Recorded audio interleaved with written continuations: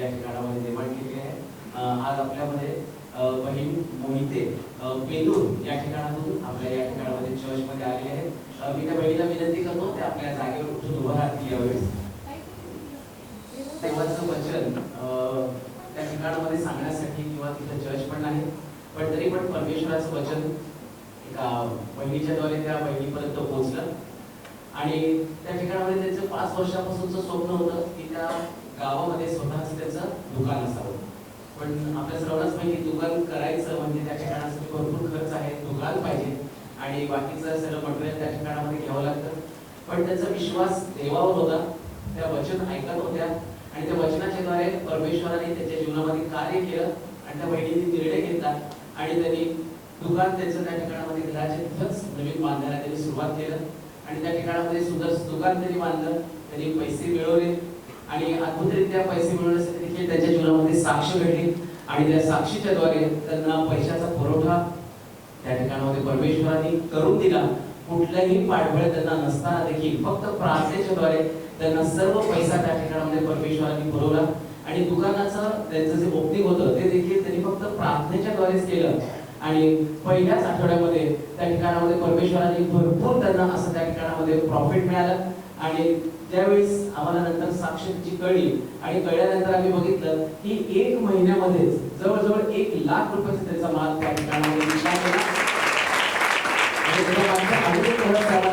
कारण ती बहीण ज्यावेळेस तिथे दुकानात बसलेली असायची, ज्यावेळेस ती शिलाई करत असायची, त्यावेळेस मनोज देवरे मिनिस्ट्रीज या चॅनलचं जे युट्यूब आहे ते युट्यूब चॅनल ती बहीण त्या ठिकाणामध्ये नेहमी लावलेली असायची आणि ते लावलेले असताना ते वचन चालू असताना त्यांनी देवाचे पैसे दशांश बद्दल त्यांना वचनाच्या द्वारे त्या ठिकाणातून कळलं आणि देवाचे पैसे देखील त्यांनी कोणी न सांगता फक्त ते परमेश्वराचं वचन युट्यूबच्या द्वारे त्यांनी ऐकलं आणि परमेश्वराचे पैसे देखील त्यांनी बाजूला काढून ठेवले आणि परमेश्वराने इतकं मोठं यश त्यांना दिलं.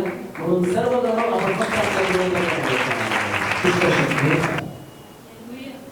आमच्याकडे थोडासा धीर पाहिजे. बायबल सांगते की धीर धरून परमेश्वराची धीर आणि वाट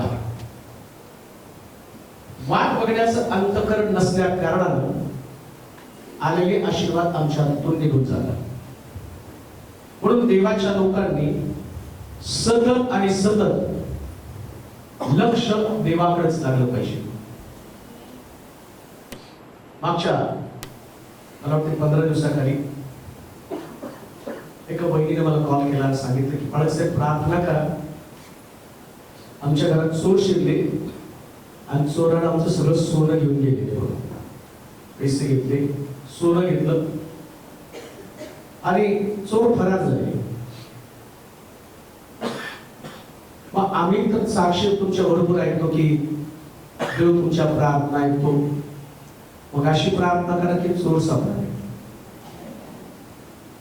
पोलिसाचं काम पण पाळ घालायचं कारण आमचं सोनं आम्हाला मिळालं पाहिजे.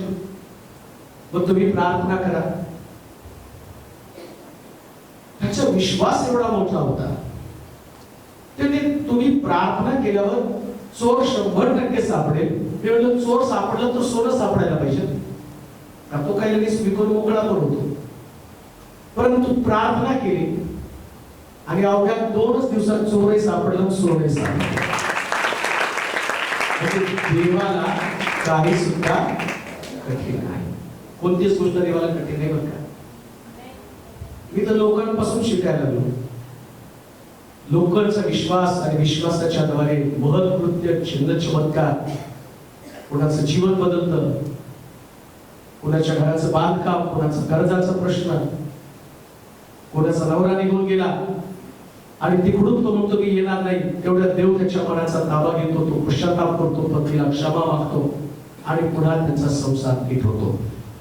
असाधारण आणि ज्या गोष्टी तुम्ही कल्पना पण करू शकत नाही तितक्या वेगानं देव या दिवसात काम करत आहे. ज्याची सेवा करत आहोत, ज्याची आराधना करत आहोत, तो जगातला सगळ्यात भारी देव आहे. तो तुम्हाला सापडलाय, तो तुम्हाला सापडलाय.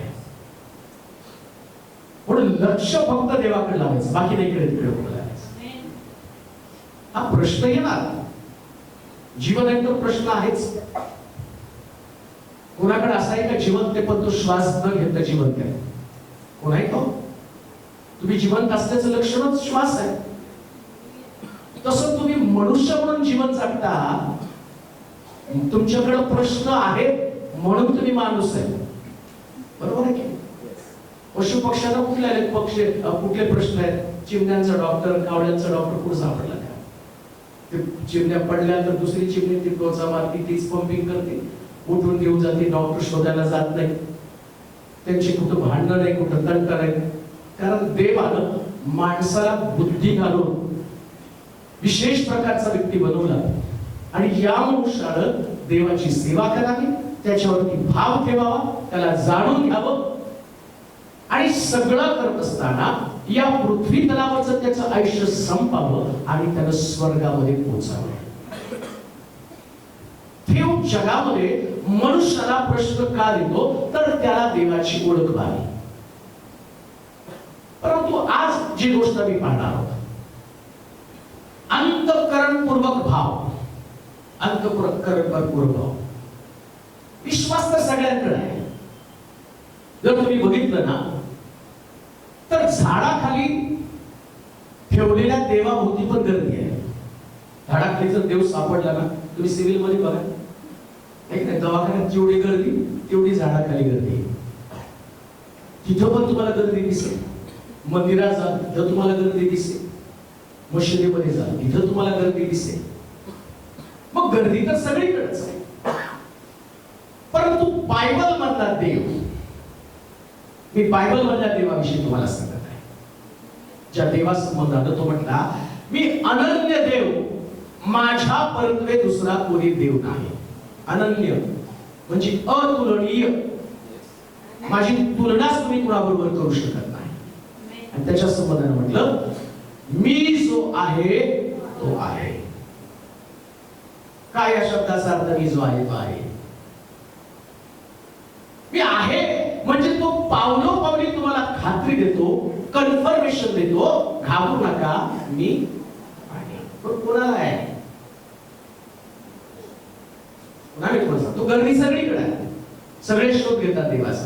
असं एक स्तोत्र 28 आणि त्याचं 7 ते 9 वचन. स्तोत्र संहिता 28 7 ते 9 वचन. परमेश्वर माझे सामर्थ्य व माझी ढाल आहे. परमेश्वर माझं सामर्थ्य व माझी ढाल आहे. माझी ढाल आहे. त्याच्यावर मी अंतःकरण पूर्वक भाव ठेवला. कसा भाव? अंतःकरण पूर्वक. परमेश्वर परमेश्वर माझे सामर्थ्य. परमेश्वर माझं सामर्थ्य म्हणजे देव माझी ताकद. दुसरी गोष्ट, परमेश्वर माझे सामर्थ्य, माझं सामर्थ्य व माझी ढाल आहे. माझी ढाल आहे. दुसरी गोष्ट माझं बचाव आहे. त्याच्यावर मी अंतःकरण पूर्वक भाव ठेविला आणि मी सहाय्य पावलो. म्हणून माझे हृदय उल्हासते. मी गीत गाऊन त्याचे स्तवन करीन. परमेश्वर आपल्या लोकांचे सामर्थ्य आहे. तोच आपल्या अभिषिक्ताचा तारणदुर्ग आहे. 9 वचन. तू आपल्या लोकास तार. आपल्या वचनाला आशीर्वाद दे. सगळ्यात महत्वाची गोष्ट काय याच्या संबंधात म्हटलं की अंतःकरणपूर्वक भाव. हा कसला भाव आहे? ज्याच्या संबंधात म्हटलं, जर परमेश्वरावर तो अंतःकरणपूर्वक भाव म्हणजे विश्वास. आता भाव म्हणजे नुसता विश्वास नाही. मराठीत एक म्हणते का, मनी नाही भावानी म्हणजे काय? ठीक आहे, भाव म्हणजे तुम्ही विश्वास. मनी नाही भाव, देवा मला पाव. मग तुम्हाला देवावर माझा विश्वास आहे म्हणून मी चर्च मध्ये आहे. देवावर माझा विश्वास आहे म्हणून मी प्रार्थना करतो. देवावर माझा विश्वास आहे म्हणून मी गीत गातो. देवावर माझा विश्वास आहे म्हणून मी प्रीचिंग करतो. मी म्हणतो मुळीच नाही. कधी कधी प्रीचिंग हे एक प्रोफेशन बनतं. प्रीचरचा विश्वास कधी कधी गेलेला असतो, त्याच्यातली आराधना गेलेली असते. विश्वास आणि भाव या दोन भिन्न प्रकारच्या गोष्टी आहेत. कधी कधी विश्वास ठेवायला भाग पडतं. म्हणजे तुमच्या मनामध्ये एक प्रकारची धाकधूक आहे, पण तुमच्या समोर पर्याय नाही म्हणून तुम्ही ठेवता विश्वास. भाव तसा नसतो बरं का. या भावामध्ये जे असतं ना, ती गोष्ट अशी असते की याच्या परत्वे दुसरीकडे कुठं माझं लक्षच नाही. आणि अंतःकरणामध्ये एवढी गॅरंटी आहे ना. कसली गॅरंटी माहिती का? तो शद्रक मेशक अबेदnego होतो ना, या भट्टीतनं सोडवायला तो पण या मूर्तीला मी, हा त्याचा भाव झाला, हा विश्वास नाही. पुन्हा मी तुम्हाला सांगतो, विश्वास असतो त्या डॉक्टरकडे आणि डॉक्टर सांगतो की हा पेशंट 99% गेल्याचा आहे, 1% खात्री आहे. मग तुम्ही घरी का नाही घेऊन जात? तुम्ही का घरी नाही घेऊन जात? तुम्हाला अजूनही वाटतं बरं, तुम्ही कॉल करून लोकांना काय सांगता माहिती? गेल्या जमा आहे, मशीन लावली, आता डॉक्टर डिक्लेअर करणार आहे, तरी 2-4 लाख रुपये तुम्ही बिल भरत बसता. बरं, तुम्हाला सांगू का भाव कशाला म्हणतात? शिळे या ठिकाणच्या थोर स्त्रीचा मुलगा आजारी पडून मेला आणि मेल्यावर तिचा नवरा तिला सांगतो की तुझा आणि मुलगा मेलेला आहे. त्यास ती काय करते माहिती का? गाढव घेतली आणि बरोबर असणाऱ्या चाकराला घेतली आणि आलिशाकडे जाती हाकत आणि त्या ठिकाणात आलिशाला जाऊन भेटली आणि त्याला काय म्हणते माहिती का? मी तुला मुलगा मागितला नव्हता, तू दिला आणि तू दिलेला मुलगा मेलेला आणि मग आता तुला माझा मुलगा जिवंत करावा लागेल, तो गेहेजीला पाठवतोय. ती गेहेजी नाही, सेकंड ऑप्शन नाही, तूच. याला भाव म्हटलेला आहे. याच्यामध्ये ती श्रद्धा आहे. या भावामध्ये जे आहे ना, दुसरं तिसरं ऑप्शन नाही, सेकंड ओपिनियन नाही, दुसरी श्रद्धा नाही, दुसरं चाचपणं नाही. कोणीतरी त्रयस्थ व्यक्ती माझी मदत करेल या अपेक्षा नाही, तिसऱ्या व्यक्तीवरती भरोसा नाही. बायबल सांगतं तू अंतःकरणपूर्वक. मग आता हे अंतःकरणपूर्वक पण काय ते पण लक्षात घेतलं पाहिजे. अंतःकरणपूर्वक काही लोकांचा शरीराला विश्वास आहे. शरीराला बघा, शरीराचा विश्वास जर तुम्ही बघितलं, चालता चालता चुकून लाज जर लागली ती दारुड्याला मी लागते बरं का. त्याला लाटच घालायला पाहिजे, पण त्याला चुकून लागली तर मी पाय पडतो नाही का. मग हे काय? हे शरीराचा विश्वास आहे. ती शरीराला सवय लागलेली आहे. ती शरीराला सवय लागलेली आहे.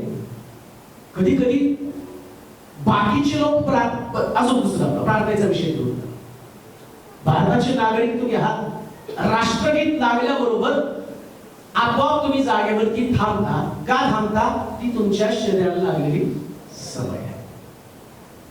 म्हणजे शरीर भाव ठेवतो बरं का. अंतःकरण भाव ठेवत नसतं. तरी की पण थांबतात बरं का राष्ट्रगीत लागल्यावरती. आतमध्ये युद्ध चाललेलं असतं, आतमध्ये विश्वास नसतो. हुंड मवाली पण राष्ट्रगीत चालल्यावर थांबतात, पण ते कुणाला तरी मारतात. आणि प्रतिज्ञा काय? भारत माझा, सारे भारतीय. मग तुझ्याच बांधवाला मारतोस, कुठं तरी गडबड आहे. म्हणून बायबल जे आहे ना, ते स्पष्ट आणि स्वच्छ आहे. ते तुमच्या डोक्यातल्या सगळ्या शंकाच काढून टाकतात आणि तुम्ही ओरिजिनल काय ते तुम्हाला दाखवतात. तुम्हाला देवाला दोष द्यायला एवढी पण जागा राहत नाही. तुमची प्रार्थना काय माहिती का? देवा तू माझी मदत कर, माझं सहाय्य कर, मला आजारपणातनं बाहेर काढ, आर्थिक प्रश्नातनं बाहेर काढ, माझी लग्नासाठी मदत कर, मला लेकरं होण्यासाठी मदत कर. तुम्ही देवाकडे हाक मारली, देवाकडे सहाय्य मागितलं, तुम्ही अनेक याचना करता, पण वचन काय सांगतं? तू अंतःकरणपूर्वक माझ्यावरती भाव ठेव. आता भाव म्हणजे मी तुम्हाला सांगितलं तिसरा पर्याय. भाव म्हणजे ते बघा म्हणतो, जिथं भाव तिथं मग आम्हाला कुत्र्यात पण देव दिसतो आणि चावलं तर इंजेक्शन. मग देव चावला तर पावला पाहिजे ना, कुत्र चावलं तर उलट तुमचं कल्याण व्हायला पाहिजे. बरं, दुसरी गोष्ट, इकडं माणसाला लात लागली तर तुम्ही आता पाया पडता, कुत्र्याला लात लागली की ते चावतं, बदला घेतं. म्हणजे तुमचा भाव, तुमची श्रद्धा या सगळ्यामध्ये कुठेतरी गोंधळ आहे. तुम्हाला खऱ्या देवाविषयी आणि श्रद्धेविषयी, विश्वासाविषयी आणि तुमच्या अंतःकरणाविषयी माहिती होणं फार गरजेचं आहे. तुमच्या अंतःकरणामध्ये देवाविषयीचा जो भरोसा आहे आणि तो भरोसा तुमच्या व्यक्तिगत जीवनामध्ये एक नवीन प्रकारची आशा निर्माण करणार आहे. त्यातले आशीर्वाद तुम्हाला मिळवणार आहे. कोणते आशीर्वाद? वाचा. परमेश्वर माझे सामर्थ्य, परमेश्वर माझं सामर्थ्य व माझी ढाल आहे. त्याच्यावर मी अंतःकरणपूर्वक भाव ठेविला, अंतःकरणपूर्वक भाव ठेवला आणि मी सहाय्य पावलो. म्हणून माझे हृदय सहाय्य तर सगळ्याला आवश्यक आहे, प्रत्येकाला मदतीची गरज आहे. असं कोण व्यक्ती या ठिकाणामध्ये नाही की ज्याला मदतीची गरज नाही असं म्हणणारा व्यक्ती, मी तर म्हणतो मला त्याची पाय धुवून पाणी प्यायचं. इथं बसलाय कोणी आणि बाळासाहेब मी आज फक्त देवाला देण्यासाठी आलो. तुम्ही काय येत आहो? तुमच्या मागे जास्त भुंगे लागतात ना, त्यास तुम्ही मंदिरात पळत पळत धावत येतात. मग पाऊस असेल, पाणी असेल तरी तुम्ही पळत पळत येता. म्हणजे जगातल्या प्रत्येक व्यक्तीला सहाय्याची आणि मदतीची अपेक्षा आहे. परंतु देवाकडे नसताना देवाचे नियम मात्र ठरलेले आहेत. कोणते नियम? तो अंतःकरणपूर्वक माझ्यावरती भरोसा ठेवला पाहिजे. अंतःकरणपूर्वक म्हणजे काय? लक्षात ठेवा, जसं बाहेर एक मनुष्य आहे, हा बाहेरचा मनुष्य आहे ना, दिसतो तसा नसतो. म्हणून बरेच लोक म्हणतात तू दिसतो तस नाही बरं का. बायको पण म्हणते अहो माझा नवरा हा फक्त मीच ओळखून आहे. तुम्ही काय ओळखता त्याला? चर्च मध्ये आल्यावर देवदूतासारखं बसतो. जरा एक दिवस घरात आमच्या कॅमेरा ठेवलाय, रेकॉर्डिंग तुम्हाला दाखवतो. तुम्ही जे आहात ते तुम्ही नाही. आणि मग हा चर्च मधला मनुष्य एवढा चांगला असतो, घरी गेल्यावर काय होतं त्याला? म्हणजे आतमध्ये एक मनुष्य सुप्त आहे. हा आतला मनुष्य जो आहे आणि तो एक तर देवाच्या अधीन आहे किंवा सैतानाच्या अधीन आहे. एक मनुष्य दोन कॅरेक्टर कसं काय जगू शकतो? कसं दोन कॅरेक्टर जगू शकतो? देवात तर देवा, जगात तर जगात. पण एक मनुष्य आतमध्ये वेगळा आणि बाहेर वेगळा. आणि मी तुम्हाला सांगतो, हा जो मनुष्य आहे ना, हा एक मनुष्य घेऊन जगत नाही, 6000 माणसं आतमध्ये घेऊन जगतो. किती हो? कारण ते स्पिरिट आहे, आतमध्ये स्पिरिट आहे, बाहेर देह आहे. आणि लोक फक्त देहाला ओळखतात, पण देव मात्र आत्म्याला ओळखतो. कारण देव कोण आहे? आत्मा आहे. तुमच्या देहाला तो तुमच्या आत्म्याचं तारण व्हायला पाहिजे. देहाचं तारण काय? ज्या दिवशी तुम्ही मरणार त्या दिवशी तुमच्या देहाचं तारण म्हणजे सुटका. मेला की तुमच्या देहाचं तारण झालं. पण आत्म्याचं काय? या आत्मिक मनुष्याला आत्मा करणं म्हणजे जसा तुमच्या कानावरती आवाज आहे. आता तुमच्या बाहेरचा मनुष्य ऐकत आहे, सगळ्यांच्या बाहेरचा जो माणूस आहे ना तो ऐकत आहे. मग तुम्ही म्हणता प्रीचिंग चालू आहे, तुम्ही म्हणता कसलं प्रीचिंग चालू आहे? तर परमेश्वरावर, त्या तुमचं टायटल काय? परमेश्वरावर अंतःकरणपूर्वक भाव ठेव. हे टायटल तुमच्या डोक्यामध्ये बसलं आणि तुम्ही त्याच्याविषयी विचार करू लागा. पण आतमधला मनुष्य, तो मनुष्य ते स्वीकारायला तयार नाही. तो मनुष्य स्वीकारायला तयार नाही. तो युद्ध करत आहे. देवावर विश्वास ठेवून देवाने तुझं काय चांगलं केलं, तुझ्या घरात किती अडचणी, तुझ्या कुटुंबात किती समस्या आहेत, तू एवढे दिवस प्रार्थना केली, त्या प्रार्थनेचा तुला काय फायदा झाला? तू जेव्हा जेव्हा देवाला हाक मारतो, तू पास होण्यासाठी प्रार्थना करतो तर नापास होतो. तू सक्सेस मिळण्यासाठी प्रार्थना करतो, अपयश तुझ्याकडे येतं. तुला परदेशी जायचं असतं, पासपोर्ट साठी अर्ज केला जातो, तिथं तुला डिसऑर्डर मिळते आणि त्या ठिकाणात कुठल्या. पण बाहेरचा मनुष्य चर्च मध्ये बसलाय, बाहेरचा मनुष्य युट्यूब वरती ऐकत आहे. तर सगळ्या क्रिया चालू आहे आणि देव या बाहेरच्या माणसाकडे बघत नाही बरं का. ऐका, देवाचा प्रॉब्लेम काय माहिती का? तुम्ही इथं किती पण बसा, डोळे झाकून रिस्पॉन्स द्या, प्रेज द लॉर्ड, हालेलुया म्हणा, देव तुमच्या तोंडाकडे चुकून बघत नाही. तो आत घुसतो आणि आतमध्ये घुसून तो आतमध्ये आतमध्ये तुमचा भाव कसा आहे. म्हणून तर आम्ही पाहतो शमूएलाला बोलतो, दाविदावर करतो, देवा अरे याची उंची नाही, दिसायला पण नीट नाही, याला कसं काय राजा करू. शमूएलाला मी म्हणतो, तू बाह्य स्वरूप पाहतो, मी अंतःकरण पारख राहिले. मी बाहेरून नाही बोलत, मी आतून बघतो. आणि ज्यास देव आतून बघतो आणि आतला कान, अंतःकरण म्हणजे आतला कान, जसं बाहेरचा कान आहे. ऐका, जसं बाहेरचा कान आहे ना, तसा आतला पण कान असतो. आणि मग तुम्ही म्हणता, मला कोणीतरी आवाज दिला आता, घरात नाही कोणी आवाज दिला.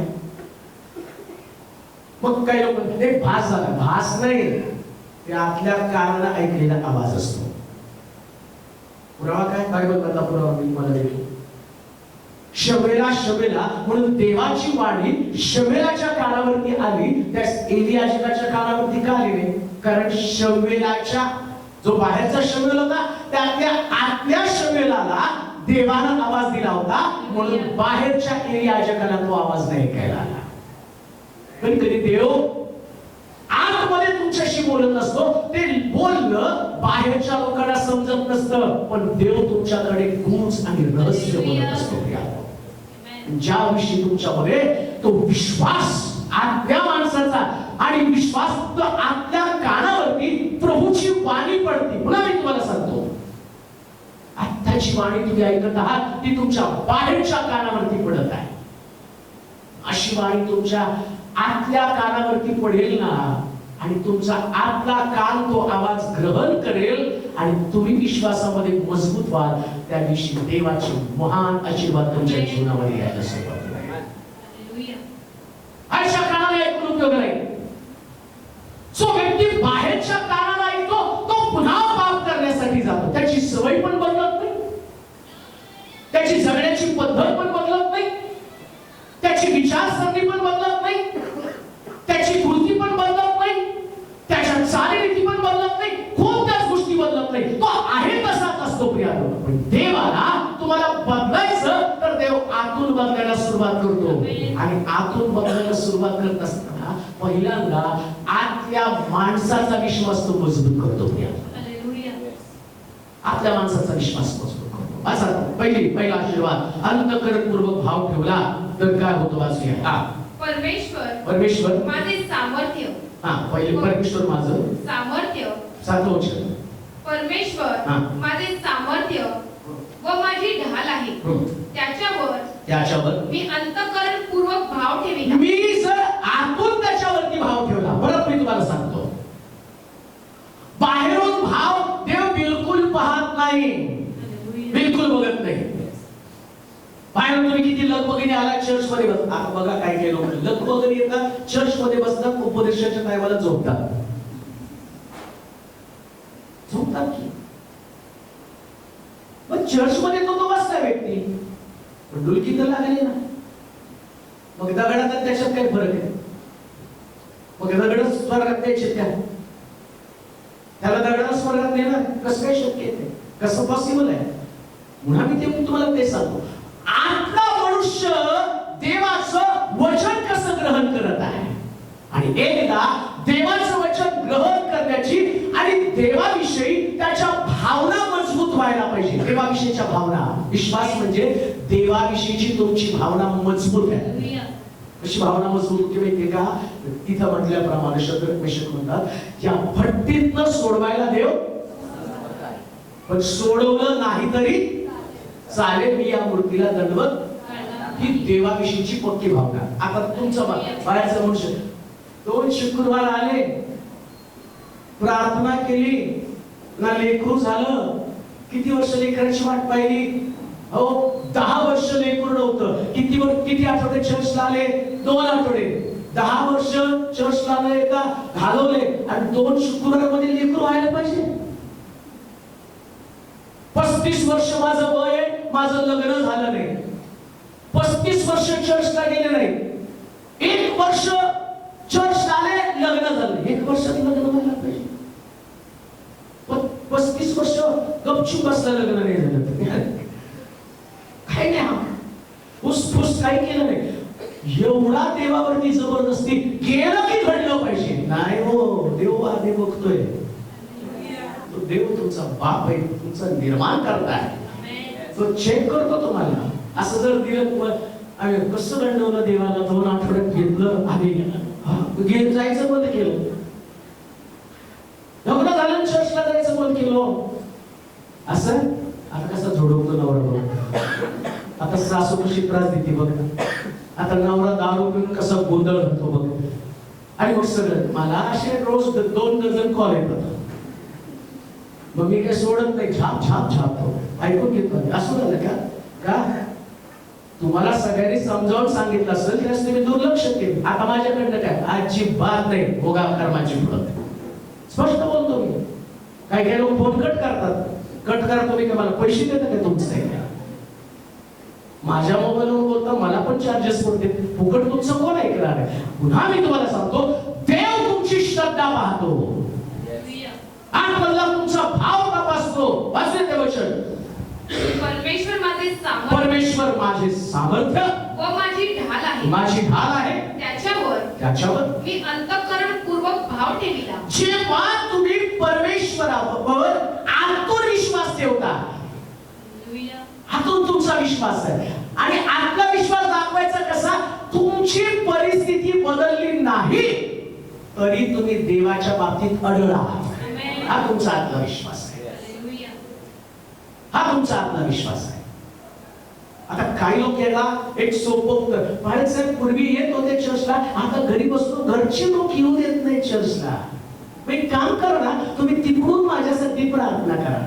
मी तुमचा नोकर नाही इथून प्रार्थना करायला, किंवा माझं केक शॉप नाही तुम्हाला होम डिलिव्हरी द्यायला, किंवा माझं पिझ्झाचं पण दुकान नाही की मी कोणाला तर स्कूटरवर पाठवेल आणि तुमच्या घरामध्ये तो आशीर्वाद देईल. तुम्हाला इथंच यावं लागेल. का तर देव तुमची श्रद्धा तपासतो. सगळ्या गोष्टी तुमच्या म्हणण्याप्रमाणे नाही घडणार. तुम्हाला विश्वास ठेवावाच लागणार आहे. आणि तो विश्वास तुम्हाला अंतःकरणपूर्वक ठेवावा लागणार आहे. 100% देव तुमचं हृदय पाहतो आणि ज्यास तुमचा आत्मविश्वास तो पाहतो की कसं लिहिलं, मी परमेश्वरापासून सहाय्य पावतो. मग तुमचा हक्क पडतो. मग तुमचा अधिकार पडतो. कोणता अधिकार? परमेश्वरावरती भाव ठेवला करणार. माझं देवचन परमेश्वर माझे सामर्थ्य, परमेश्वर माझं सामर्थ्य व माझी ढाल आहे. माझी ढाल आहे. त्याच्यावर मी अंतःकरणपूर्वक भाव ठेवला. अंतःकरणपूर्वक भाव ठेवला आणि मी सहाय्य पावलो. आणि मी ऐका, पुन्हा मी तुम्हाला सांगतो, आतल्या मनुष्यानं देवाची वाणी ऐकली पाहिजे. आणि जेवढ्या लोकांनी देवाची वाणी ऐकली आतल्या माणसाने, त्या सगळ्या लोकांना देवानं सहाय्य केले. सगळ्या. आणि आज रात्री देव तुमचं सहाय्य करणार. कधी माहिती का? तुम्ही ज्यावेळेस देवाकडं आतल्या कानाला ऐकाल, आतला मनुष्य जागा होईल. आणि आतला मनुष्य जागा झाल्यावर तो देवाकडे सहाय्य मागतो आणि देव आतल्या मनुष्याची वाणी ऐकतो. इथून मी तुमच्यासाठी किती प्रार्थना केली, मी तुमच्यासाठी किती रदबदली केली, पण तुमचा आतला मनुष्यच ओरडत नाही. तुमचा आतला मनुष्यच देवाकडे वाणी आणि करत नाही, त्याची ओरड देवापर्यंत पोहोचत नाही. ते तुमचं कसं सहाय्य करणार आहे? आतून तर आवाज गेला पाहिजे ना. तुम्ही प्रार्थनेला पुढे येता, तर प्रार्थनेला पुढे आलो, बाळकाने माझ्या डोक्यावर हात ठेवला, मला नाही स्पर्श झाला. नाही, प्रार्थनेत त्याची अभिषेक नव्हता. प्रार्थनेत अभिषेक नव्हता. अभिषेक घेण्यासाठी तुझं अंतःकरण तयार नव्हतं. शास्त्र सांगतं, दोघं किंवा तिघं माझ्या नावाने एकत्र असतील तर मी तिथं आहे. तो आहे आमच्यामध्ये.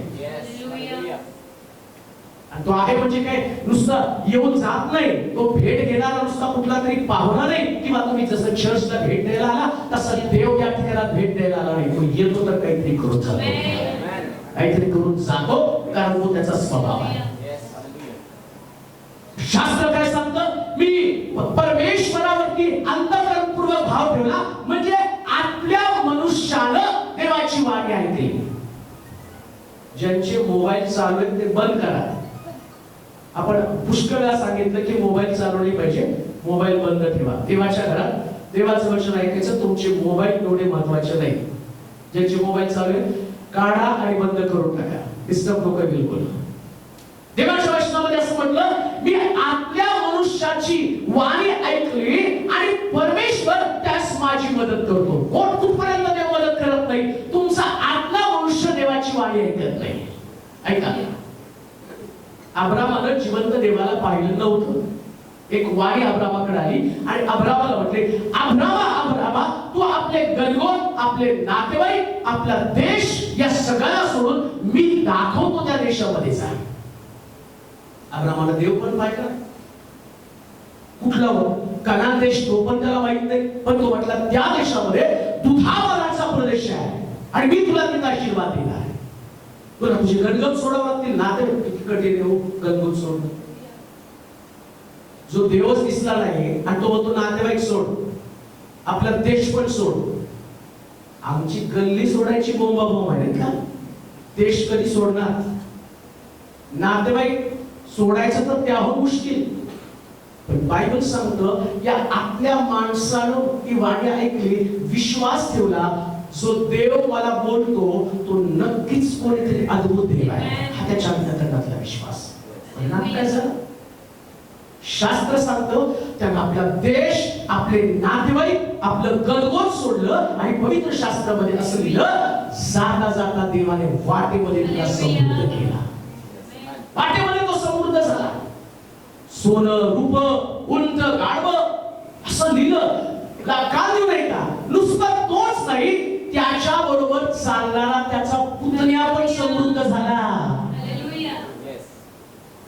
कुठं आहात तुम्ही? देवाची वाणी ज्या दिवशी ऐकाल, अंतःकरणात विश्वास ठेवाल, नुसतं तुम्हीच नाही, तो म्हटला तू तुझे गणगोत सोड, पण जे गणगोत तुमच्या बरोबर येतील ते सुद्धा आशीर्वादित होतील. त्यांचा विश्वास वाढत जाता जाता लोटाचा विश्वास वाढला. मग लोट अब्रामवर शेवटपर्यंत नाही गेला. काही नातेवाईक वाटत जातात, नको जायला चर्चला, तर बस झालं, सोडतील तुम्हाला. मग तुम्हाला परत नातेवाईकांकडनं जायचं. कुणावर जायचं? देवाबरोबर चालायचं. का? कारण देवाची वाणी तुमच्या कानावरती आहे. तो देवापासून सहाय्य पावला. शमूएलानं देवाची वाणी ऐकली, आतून ती वाणी ऐकली, जी एली याजकाला ऐकायला आली नाही, पण शमूएलानं ती ऐकली. परिणाम काय झाला? तो सगळ्यात मोठा देवाचा याजक बनला. ज्या दिवशी तुमचा विश्वास की देवच माझ्याशी बोलत आहे, हा अंतःकरणातला तुमचा भाव आहे. काढू नाही का?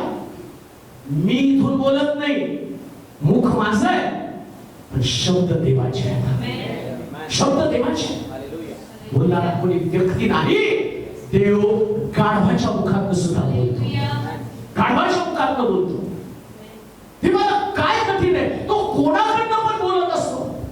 पण तुम्ही म्हणता नाही, देवानं माझ्याशी प्रत्यक्ष बोललं पाहिजे. बोलत होता हो देव पूर्वी. एवढा देव बोलला तरी मानवानं दुर्लक्ष केलं. आता देव कसा परत डायरेक्ट तुमच्याशी बोलेल? बघतो कशा पद्धतीने बोलतो. सेवकाकडनं बोलतो. सेवकाकडनं नाही बोलता आलं, जसं मी मागच्या वेळेस पाहिलं, वादळाकडनं तो बोलला. वादळ बोललं, येशूने त्या वादळाला धमकावलं, वादळ शांत झालं. ते पण देवाचं बोलणं आहे. वेगवेगळ्या पद्धतीने देव बोलतो. आता तो माझा विषय नाही. देव कसा बोलतो ते परत कधीतरी आपण ऐकू, पण देव बोलतो.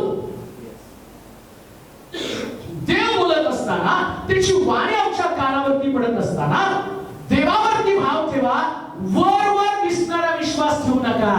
देवावरती आतून भाव ठेवायचा. आतून. वरवर दिसणारा नको आहे. आणि देवाला वरवरचं प्रेम मुळीच आवडत नाही. तो काय म्हणतो माहिती का? बोलावलेले पुष्कळ, तो काय सगळा गाळ जमा करत बसतात नाही. चिम्या आहे, सोम्या आहे, गोम्या आहे, बसून जा बसून जा बसून जा. आम्ही चर्चला लोक, अहो एकदा येऊन तर जा, येऊन तर जा. आम्ही येऊन तर जा म्हणतो, तो म्हणतो घेऊन जा. मला एवढी गर्दी नको आहे. म्हणून ज्यावेळेस गिदोनाला विजय द्यायचा होता ना, तो म्हटले एवढे लोक नको आहे, त्याच्यातले घरी पाठव. 22,000 गेले. तो म्हटलं अजून हे पण जास्त आहे, फक्त 300 लोक ठेव. या 300 लोकांच्या द्वारेच मी तुला विजय देणार. ही देवाची निवड आहे. त्याला फक्त विश्वास ठेवणाऱ्या लोकांची गरज आहे. ऐका नीट.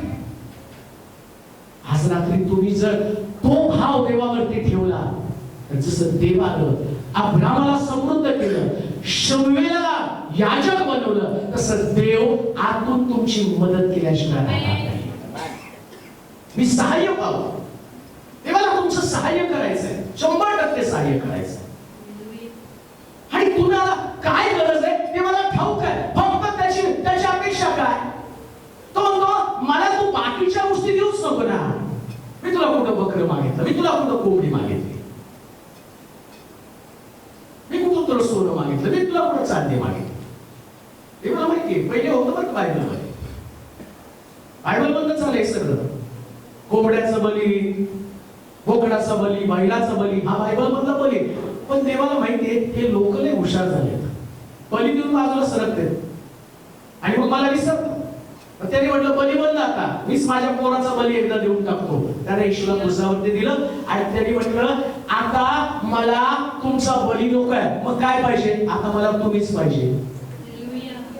तुम्ही मला काय देणार? मी माझा एकुलता एक पुत्र. मग योहान 23:16 मध्ये देवानं जगावर एवढी प्रीती केली की आपला त्यानंच दाखवली प्रीती. आता तुम्ही काय देणार आहे त्याला? नद्या माझे, नाले माझे, झाडं माझी, झुडपं माझी, तुम्हाला दिलेली नोकरी माझी, तुमचा पगार पण माझाच आहे. आणि तुम्हाला आजारी पाडलं तर कसला पगार मिळवतात? आणि त्या बॉसचं डोकं फिरवलं, सस्पेंड केलं, नोकरीवरून काढलं, काय खाणार? पगार पण देवाचाच आहे, नोकरी पण देवाचीच आहे, सगळं देवाचंच आहे. मग देवाला काय आवश्यक आहे? तो म्हणतो तुझं शरीर जिवंत देवाचं मंदिर आहे, मला तुझ्या मंदिरात राहायचंय. मग देव काय करतो माहिती का? इथं चर्च मध्ये येतो आणि तो म्हणतो प्रीचिंग ऐका, ऐकून मंदिर कसं साफ ठेवायचं हे प्रीचिंग मध्ये सांगतो. आणि जाताना तो म्हणतो हे मंदिर नाही, तुम्ही मंदिर आहात. मग तुमच्या बरोबर येतो तो घरी. पूर्वी काय करतो ते? दर्शन मंडपात बाहेर कोकरा कापायचा, मंडपामध्ये याजक घेऊन यायचा, दर्शन मंडपाच्या पडद्यावरती रक्त शिंपडायचं. वर्षभर नाही याजक येत होता ना लोक येत नव्हते, सगळे आपापल्या घरी. देवानं सगळी सिस्टमच बदलली. तो म्हटला आता इकडे शिंपडत बसू नका, 7 वेळा शिंपडायचा नियम मी पूर्ण करतो. येशू ख्रिस्ताने 7 उद्गारले. तो म्हटला आता शेवटचं शिंपडणं झालं, आता शिंपडणं इथून पुढे नाही, ते मंदिरच मी पाडून टाकतो. तो म्हणतो आता हाताने बांधलेल्या मंदिरात नाही, मी तुझ्यामध्ये राहणार, मी तुझ्यामध्ये राहणार. मग तो माझ्यामध्ये राहतो आणि माझा विश्वास एवढा आतमध्ये, मी सगळं जाऊ देतो पण देवाला जाऊ देत नाही. हा माझा देवाचा विश्वास आहे. सगळं गेलं तरी चालेल, नातेवाईक गेले तरी चालतील, नोकरी गेली तरी चालतील, आरोग्य गेलं तरी चालेल. जसं योगाचं आरोग्य पण गेलं, सोडून का देव? मग देव तुमचं सहाय्य करतो. दुसरी गोष्ट वाचूया. परमेश्वर माझे सामर्थ्य, परमेश्वर माझे सामर्थ्य व माझी ढाल आहे, त्याच्यावर मी अंतःकरणपूर्वक भाव ठेविला आणि मी सहाय्य पावलो. मी सहाय्य पावलो म्हणून माझे हृदय उल्हासते, माझं हृदय उल्हासते. पहिली गोष्ट, तो माझं सहाय्य करतो. का सहाय्य करतो? मी देवावरती विश्वास ठेवला. का देव सहाय्य करतो? बोला का देव सहाय्य करतो? बोला बोला. देव का तुमचं सहाय्य करणार? आतमध्ये विश्वास ठेवला. दुसऱ्या भाषेत ते पाकिटात कसे पैसे ठेवतात ना, 10 वेळा चेक करतात, ढापले का कोणी, ढापले का कोणी. आणि एक नोट गेली तर सगळ्यावर डाऊट खातात, एकदा कधी विसरून जातो. तसं देवाला आतमध्ये ठेवल्यावर चेक करायला पाहिजे का नाही? कोणी चोरला, ऐका नोटीवरून सांगतो मी तुम्हाला, कोणती अशी गोष्ट आहे की ज्याच्यामुळं माझ्यातला देवावरचा विश्वास कमी झाला? अशी कोणती गोष्ट आहे? ख्रिस्ताच्या प्रीतीपासून मला कोण विभक्त करेल? कोण चोरतं? मरण, संकट, छळ, उपासमार, दंगे धोके, बंदिशाळा, कोणती गोष्ट? या गोष्टीनं माझ्यातला विश्वास चोरून टाकलेला आहे. कोणती गोष्ट आहे ज्याच्यामुळे माझी श्रद्धा निघून गेलेली आहे? कोणती गोष्ट आहे ज्याच्यामुळे माझा विश्वास प्रभूचा ढळून गेलेला आहे? तपासली पाहिजे ती. देव तुमचं सहाय्य का करत नाही? काय एवढ्या प्रार्थना करता पण देव उत्तर देत नाही? चेक केलं पाहिजे. कुणाला दोष देत बसता? देवाला दोष देता? देवाला नाही प्रार्थना ऐकली? स्वतःला चेक केलं का? माझ्या आतमधला विश्वास देवावरचा कोणत्या गोष्टीमुळे कमी झाला? दुसरी गोष्ट असं म्हटलं, ज्यावेळी मी परमेश्वरावरती भाव ठेवतो तर माझं अंतःकरण काय करतो? उल्हास हा, परत बसा. त्याच्यावर मी अंतःकरणपूर्वक भाव ठेविला भाव ठेवला आणि मी सहाय्य पावलो सहाय्य पावलं म्हणून माझे हृदय उल्हास माझं हृदय म्हणजे माझं अंतःकरण. आता सगळं गडबडीतच आहे बरं का. काय पुढे अपमान झाला की पहिलं डायरेक्ट माझं मन लय दुखलं, आज माझं मन निराश आहे आणि माझं देवावर मनापासून विश्वास आहे. मग आतमध्ये देव पण आहे आणि दुखत पण, निराश पण होतं. आज माझं मन इतकं रागावलंय, राग बी येतो. चाचपलं पाहिजे नेमकं प्रॉब्लेम काय झालेला आहे.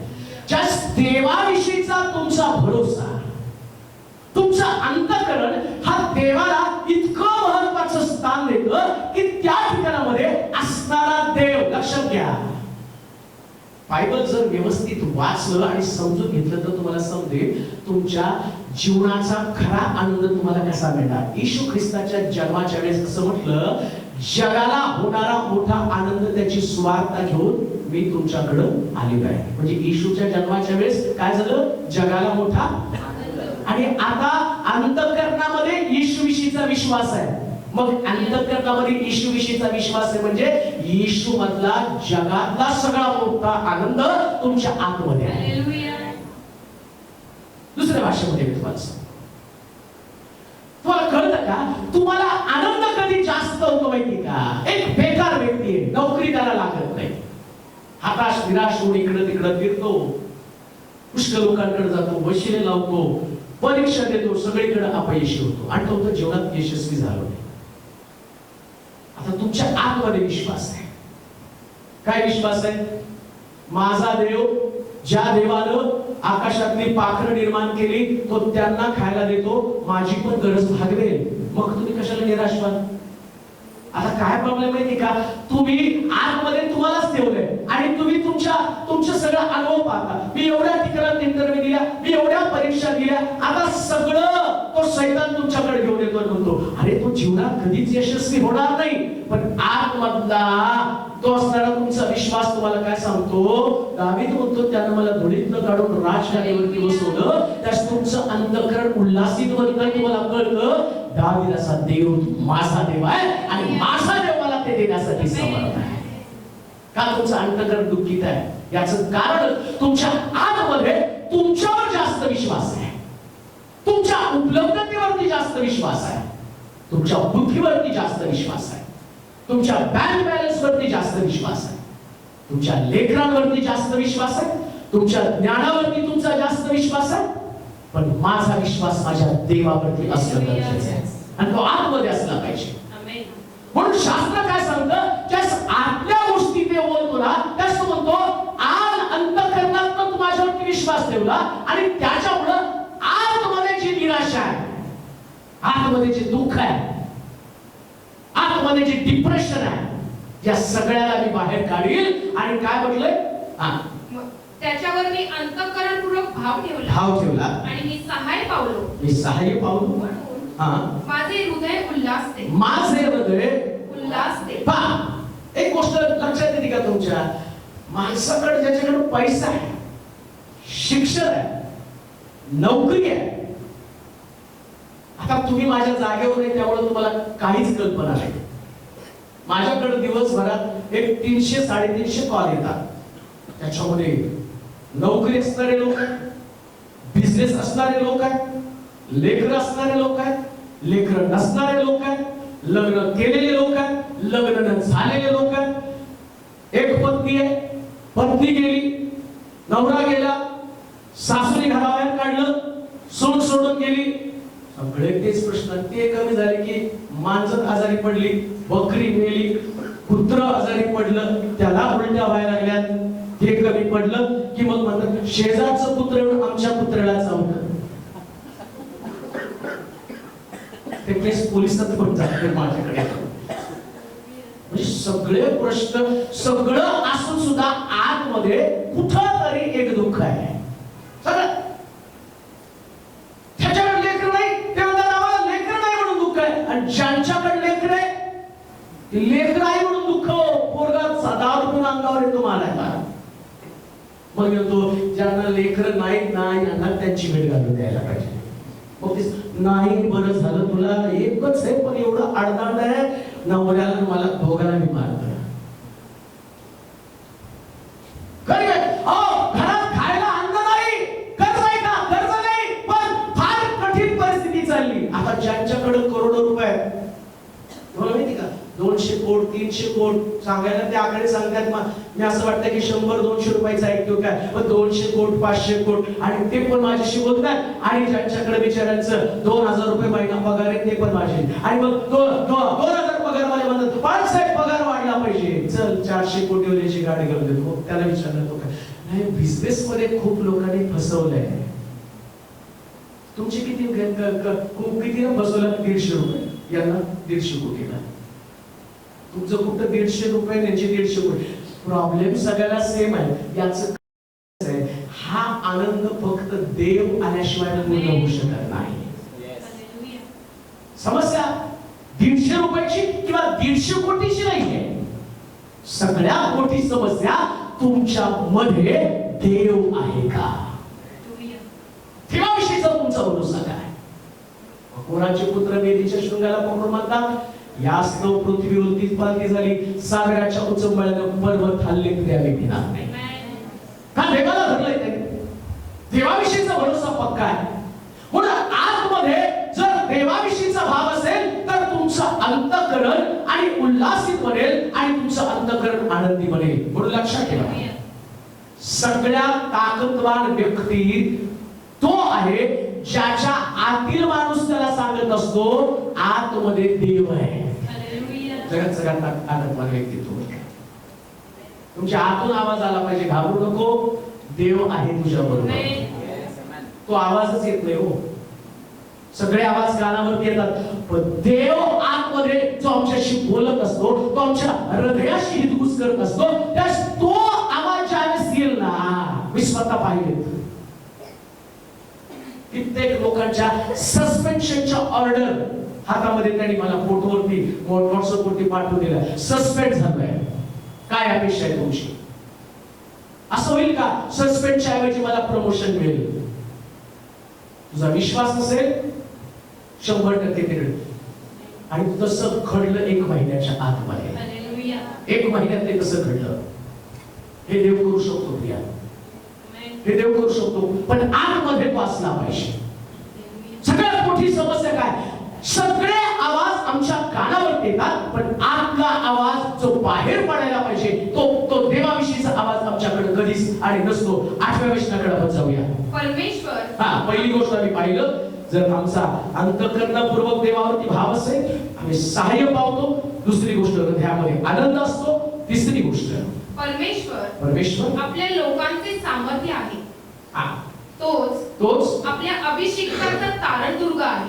तिसरी गोष्ट परमेश्वर आपल्या लोकांची ताकद किंवा सामर्थ्य होतो. आहे का नाही? पैसा तुमची ताकद नाही, आरोग्य तुमची ताकद नाही. जगात लोक असं म्हणतात हेल्थ इज वेल्थ. ताकद काय आमची? आमचं आरोग्य हे आमची ताकद आहे, हे आमचं सामर्थ्य आहे. मागच्या आठवड्यामध्ये एक सिरियल मध्ये काम करणारा, आता त्याचं नाव मला नाही आठवत, पण 40-42 वर्षाचा काहीतरी तो तरुण होता. आणि त्या सिरियल मध्ये इतकं नाव कमवलं, हेल्दी. मग त्याच्या बरोबरच त्या व्यक्तीनं जो दुसरा त्याच्या बरोबर काम करणारा होता सहकारी, त्याची युट्यूबला मी मुलाखत पाहिली आणि त्याच्यात मला सांगितलं की फिटनेस एवढं त्याच्याकडे होतं, जवळजवळ 4-4.5 तास वर्कआउट तो करायचा. आणि मग त्याने जाऊन घेऊन त्याला सांगितलं की बा मी आज फुल बॉडी चेकअप केलं आणि बॉडी चेकअप केल्यावर मला काही सुद्धा निघालं नाही, सगळं काही माझं शरीर नॉर्मल होतं आणि एवढा खुश, एवढा आनंदी होता. पण फक्त माझं बीपी थोडस लो असतंय आणि त्यामुळेच थोडीशी अडचण आहे. मग त्याच्या तो सहकारी त्याला म्हटलं तुझं बीपी जर लो असेल तर तुला एवढी काही अडचण नाही, पण तरी पण स्वतःची काळजी घे, जास्त वर्कआउट करू नकोस. एकदम चांगली पिळदार बॉडी बिडी त्याची ती पाहिली. आणि मग क्रिकेट खेळायला लागला आणि खेळता खेळता तो खाली वाकला बॉल उचलायला आणि तेवढ्यात त्याच्या नाकातनं रक्त पडायला लागलं, तोंडातनं रक्त पडायला लागलं, तो जमिनीवरती पडला. त्याला उचललं सहकार्याने, हॉस्पिटलमध्ये गेलं तर तो मेला. का तर त्याचं ब्रेन हॅमरेज झालं. तरुण चांगली एक्सरसाइज करणारा, पण एका क्षणात तो मरून गेला. आणि सगळ्यांनी डोक्याला हात लावला, कसं काय मरू शकला? ऍक्टर्स मरत आहेत, चांगले चांगले पैशावाले लोक मरत आहेत. ना पैसा तुमची ताकद आहे, ना तुमचं सौंदर्य, ना तुमची बॉडी तुमची ताकद आहे, पण आतमध्ये जर देव असेल तर देवच तुमची ताकद आहे.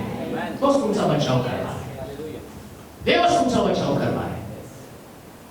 ज्याच्यामध्ये देव आहे, काय देवाचा मी वचन सांगतो, मृत्यू छायेच्या तळीतून जात असलो तरी मी अरिष्टास फिरणार नाही, तो माझ्या बरोबर आहे. देव तुमच्या बरोबर असणं गरजेचं आहे. मग कोण आणि कधी ते तुम्हाला खात्री पटणार आहे? ज्या दिवशी आतला आवाज ऐकायला येईल. आतमध्ये सांगितलं जातं काय? परमेश्वर तुझी ताकद आहे. लक्षात घ्या, कितीही पैसे खर्च केले तरी सुद्धा तुम्ही नाकपुड्यातला एक श्वास सुद्धा विकत घेऊ शकत नाही.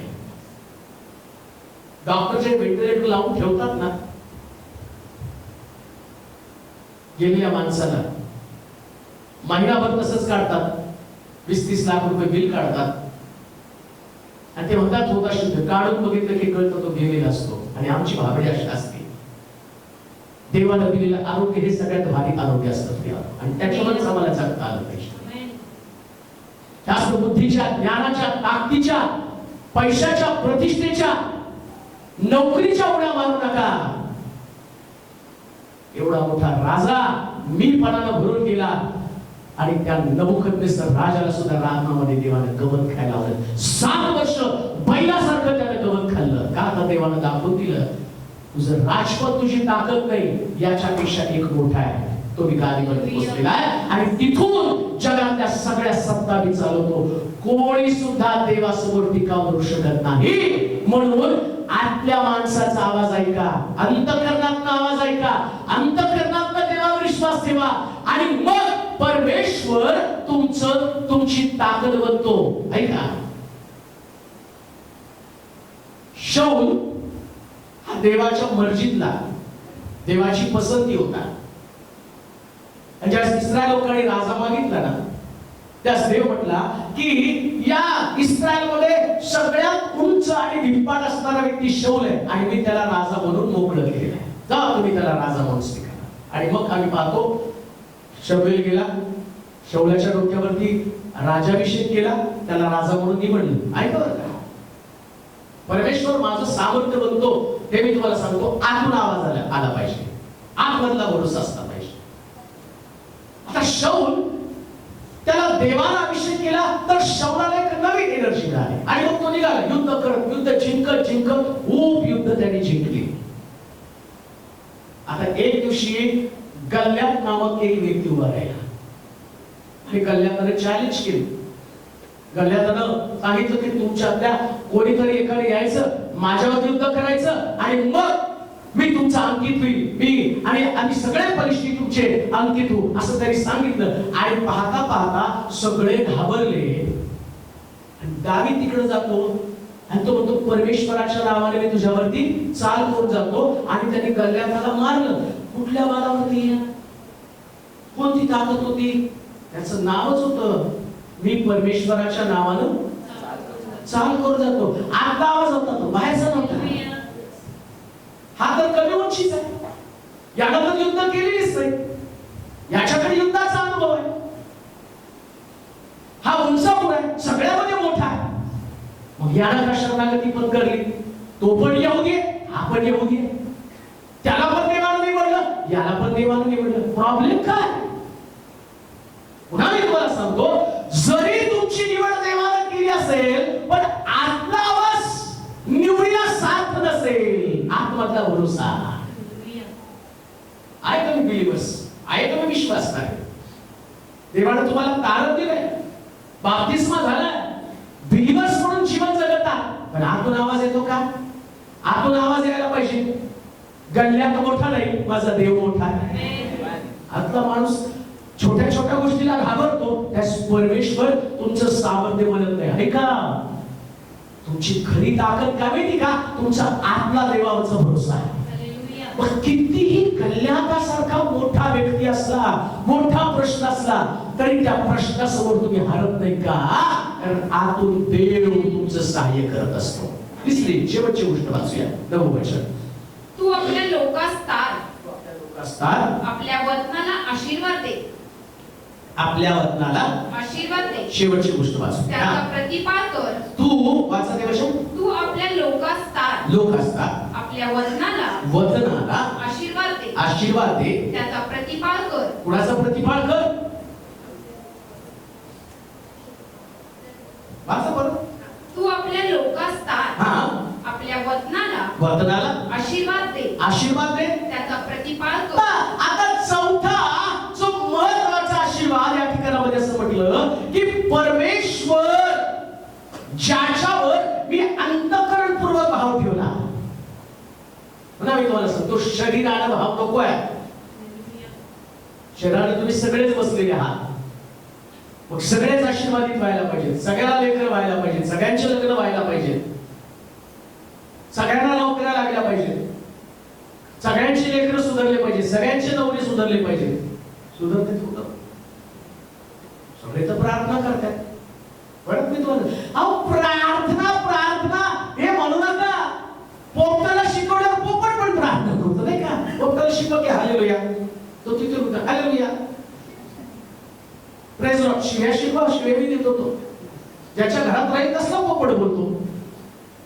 तसं जिथं तुम्ही राहाल तिथं तो पोपटासारखेच बोलणार आहे. ठीक आहे, तुमचा भाव नाहीये, तुमचा विश्वास नाहीये, तो हा विश्वास तुमच्या अंतःकरणातला भावच वेगळा आहे. आणि तुमच्या अंतःकरणातला भाव तुमची परिस्थिती बदलतो. तुमची परिस्थिती 100% बदलणार. 100% विश्वास ठेवला राजश्री, मनामध्ये पक्का विश्वास ठेव.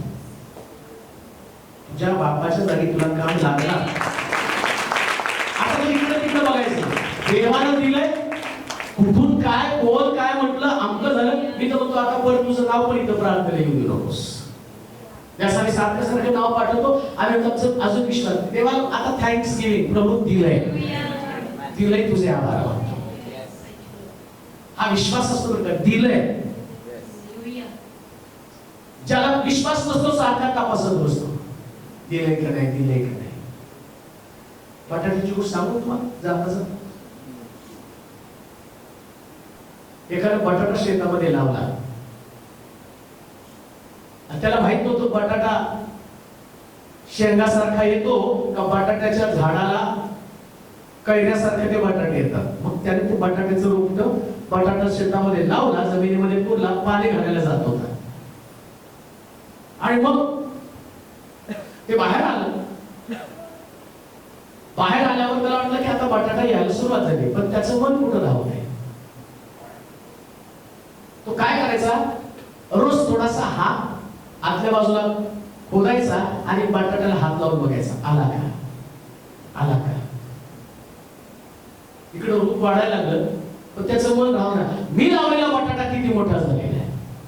खरा शेतकरी असतो तो लावतो, पाणी सोडतो, डुप्लिकेट रूट चेक करायला जातात. आणि मग त्याला काय केलं, तो बटाटा चेक करता करता करता करता करता करता बटाटा चुकून काढला आणि बटाट्याचं केलेली सगळी मेहनत वाया गेली. आमचे तसंच आहे. विश्वास ठेवलाय पण रोज चेक करायचंय, देतो का देव, देतो का देव, देतो का देव, देतो का देव. म्हणून जे आता विषय पण प्रार्थनेचे असतील ना, एकदा प्रार्थना केल्यावर दुसऱ्यांदा यूज देऊ नका. कशात काय प्रार्थना करायची, माझा देव काय पाहिलाय काय, त्याला कान नाही, त्याला कान आहे. प्रॉब्लेम आमच्यामध्ये आहे, आम्हाला डाऊट आहे. पण माझा देव डाऊट असल्यावर प्रार्थना ऐकत नाही. आम्ही 100% त्याच्यावर डिपेंड असलं पाहिजे. म्हणतो तो येशू कुष्ठरोगी आल्यावर त्याला म्हटला, जा, मी तुमच्यासाठी प्रार्थना केली, बरे व्हा जाता जाता, आणि मग याजकाला दाखवा. तिथंच नाही बरे झाले. ते निघाले आणि वाटेत गेल्यावर त्याला कळलं ते बरे झालेले आहे. लक्षात घ्या, ईश्वर तिथंच बरं करायला पाहिजे होतं, पण तिथं नाही केलं. तो म्हणाला जात राहा, बरे होत राहाल. तो काही चेक करत बसला नाही, जा रे ते बरे झाले का कुठं वाटेत जाऊन पडले चेक करून. तो म्हटला बरे, आता मी प्रार्थना केली ते बरे झाले. लक्षात ठेवा, 100% देवावरती विश्वास ठेवा. देव तुमच्या प्रश्नाचं उत्तर देणार. त्याचा परिणाम काय माहिती का? जे तुमचं वतन देवावरती भरोसा असेल तर, जे तुमचं वतन, मग तुमची नोकरी असेल, तुमची लेकरं असतील, तुमची शेतीवाडी असेल, शास्त्र सांगतं मनपूर्वक भाव ठेवल्यानं या सगळ्याला तो आशीर्वाद देतो. जे तुमचं वतन आहे, तुमचे लेकरं, तुमचं वतन तुमची लेकरं आहे, तुमची नोकरी तुमचं वतन आहे, तुमची शेतीवाडी तुमचं वतन आहे. परिणाम काय? तुमचा देवावरचा भरोसा आहे. असं वचन एंड करूया. नववचन, तू आपल्या लोकास तार, तू आपल्या लोकास तार, आपल्या आपल्या वतनाला आशीर्वाद दे, त्याचा प्रतिपाल कर, म्हणून तुम्हाला वाचायला हवं. कोणाचा प्रतिपाल? जे तुमचं वतन आहे, तुमची संतती तुमचं वतन आहे. देव, आता मी देवा तुझ्यावरती भाव ठेवलाय, मग आता माझी लेकरं काय पुढे होणार आहे त्याची चिंता तुम्हाला कशाला? तुमच्या लेकरात नाही, कोणाचं डोकं चालत नाही, त्याचं काय होईल माहित नाही. तू कशाला काळजी करते? तू कशाला काळजी करतो? तुझा देवावरती विश्वास आहे? तुझा देवावरती विश्वास आहे ना? ज्या देवानं तुला काही नसताना काहीतरी केलं, येते का लक्षात? तुम्ही पूर्वी काहीच नव्हता, मी पूर्वी काहीच नव्हतो, मग मला बनवलं कोणी. पण तुझा देवावरती विश्वास आहे. आता तो विश्वास तू तुझ्या संततीला शिकवला, मग तुझा देव तुझ्यापेक्षा भारी तुझ्या लेकरांचं करणार आहे, तुझ्यापेक्षा भारी तुझ्या कुटुंबाचं करणार आहे. म्हणून एक गोष्ट ध्यानात ठेवा, आतमध्ये देवाविषयीचा भरोसा पक्का ठेवा. ज्या दिवशी देवाविषयीचा भरोसा तुमचा पक्का होईल, त्या परमेश्वर त्या वचनातले सगळे आशीर्वाद तुम्हाला दिल्याशिवाय राहणार नाही. आम्ही म्हणाल का? आपल्या जागेवरती उभं राहूया, आतमध्ये विश्वास ठेवूया. आतमध्ये ज्याला प्रार्थनेची गरज आहे त्याला पुढे यायचंय. माझ्या गावीकडं नवीन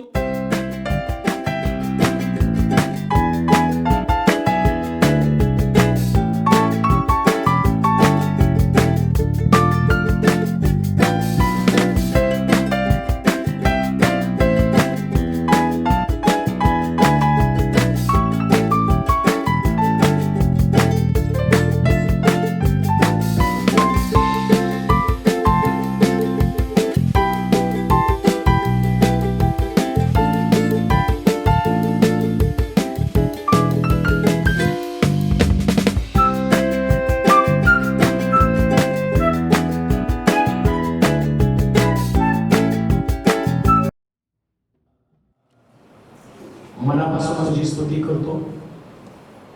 तुझ्या पवित्र श्रेष्ठ नावाला धन्यवाद देतो प्रभूजी. तुझ्या लोकांसाठी केलेल्या प्रार्थना तू ऐकलेल्या आहेत. आम्ही अंतःकरणातनं भाव ठेवलेला आहे. माझा देव देण्यासाठी समर्थ आहे.